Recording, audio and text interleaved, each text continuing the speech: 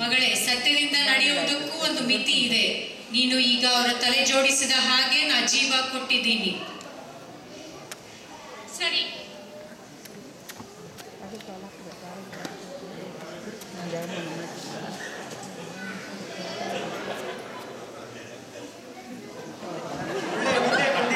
ಯಾಕೋ ಮೈ ಭಾರವಾಗಿದೆ. ಅಂಕೋ ಒಳ್ಳೆ ನಿದ್ರೆ ಬಂದಿತ್ತು, ಈಗ ತಲೆ ತೀರ ಭಾರ ಆಗಿದೆ. ಅಯ್ಯೋ, ಎಂತ ಕೆಲಸ ಮಾಡಿಬಿಟ್ಟೆ?